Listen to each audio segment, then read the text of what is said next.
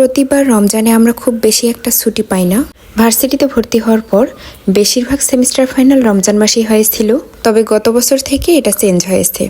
গত বছর ঈদের পর পরীক্ষা শুরু হয়েছিল, আর কোরবানি ঈদ পর্যন্ত ঈদের পরও চলছিল পরীক্ষা। আর এইবার একেবারেই কোরবানি ঈদের পর পরীক্ষা শুরু হবে, সো এইবার একটু লম্বা টাইম পাবো। রোজা থেকে পরীক্ষা দেওয়াটা অনেক বেশি কষ্টের হয়ে যায়। অনেক সময় তো এমনও হয়েছে 27 রমজান পর্যন্ত আমাদের পরীক্ষা দিতে হয়েছিল। তবে এবার আমাদের অনেক বেশি ছুটি থাকবে। আমরা অ্যাডমিট হওয়ার পর থেকে মেবি এইটা রেকর্ড পরিমাণ ছুটি, যদিও আমাকে পাবনাতেই থাকতে হবে। ঈদের আগে আগে বাড়ি যাব ইনশাআল্লাহ। এক আপু আমাকে বলেছিল যে তুমি তো শুধু বাচ্চাকে নিয়ে ভার্সিটি যাওয়া আসো আর ভিডিও করো, আর আমি বাচ্চাকে নিয়ে সংসার সামলাই প্লাস পড়ালেখা করি, আবার টিউশনিও করি।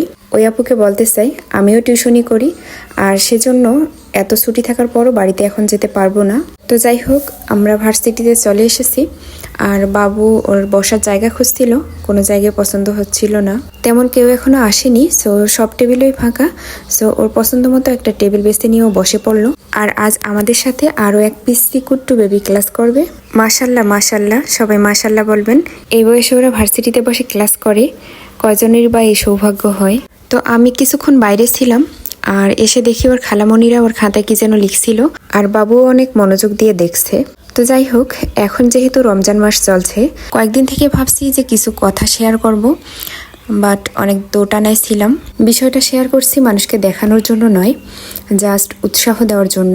আজকাল আমাদের হাতে 500-1000 টাকা কোনো ব্যাপারই না, সবার হাতে তো এর থেকে আরও অনেক বেশি থাকে। তারপর ধরে নিলাম আপনার কাছে 1000 টাকা আছে। আমরা ঈদে জামা কাপড় কিনে তো অনেক টাকাই নষ্ট করি।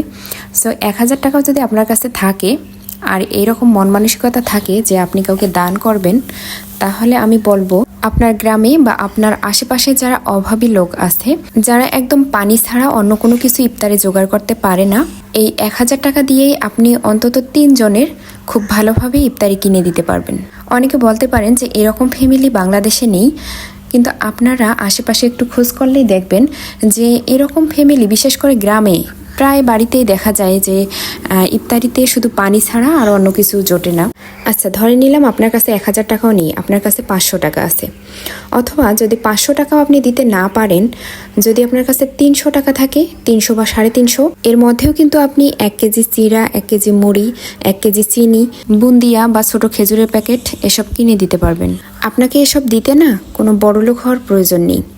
আজকাল 500 টাকা তো সবার কাছেই থাকে। আপনার 4 জনকে দেওয়ার সামর্থ্য নেই, আপনি 2 জনকে দেন। 2 জনকেও দেওয়ার সামর্থ্য না থাকলে আপনি 1 জনকে দেন। তখন দেখবেন আপনার মনের ভিতর কতটা আনন্দ কাজ করে। অনেকেই হাজার হাজার টাকা কাপড় কেনার জন্য ব্যয় করেন, অথচ 300 টাকা দিয়ে কাউকে ইফতারি কিনে দেওয়ার সামর্থ্য তাদের থাকে না। স্কুল লাইফ থেকে আমি চেষ্টা করতাম কিছু টাকা জমিয়ে মানুষকে এটা ওটা দান করতে। ইভেন বিয়ের পর থেকে এখন পর্যন্ত প্রতি রমজানেই আমি চেষ্টা করি। যখন আমার নিজের কোনো ইনকাম ছিল না, এখনও তো তেমন নেই, তারপরে টুকটাক টিউশনি করার পর যেটুকু হাতে থাকে আর কি, তো তখন আমার হাজব্যান্ডের কাছ থেকে কিছু টাকা নিয়ে ইফতারি কিনে দিতাম। আমার তো অত বেশি সামর্থ্য নেই যে অনেক অনেক মানুষকে কিনে দিব, তারপরে 2 জন বা 1 জন বা 3 জন এরকম যেটাই পারি আর কি। যদিও এতদিন আমি কখনোই এটা কাউকে শেয়ার করিনি। ওই যে বলছিলাম যে কয়েকদিন থেকে এটা বলবো কিনা দ্বিধাদ্বন্দ্বে ভুগছিলাম। তো এমত অবস্থায় কোরআন শরীফ পড়তে গিয়ে চোখে পড়লো সূরা বাকারার 271 নং আয়াতে আল্লাহ বলেছেন যে তোমরা যদি দান সদাকা প্রকাশ্যে করো তাও ভালো, আর যদি গোপনে করো তা আরও বেশি শ্রেয়। অনেকে বলে যে দান করে কাউকে বললে তার সব পাওয়া যায় না বা সেটা লোক দেখানো হয়ে যায়। সো সেজন্যই এই আয়াতটা পড়ার পর থেকে আমার মনে হলো যে এটা শেয়ার করা উচিত।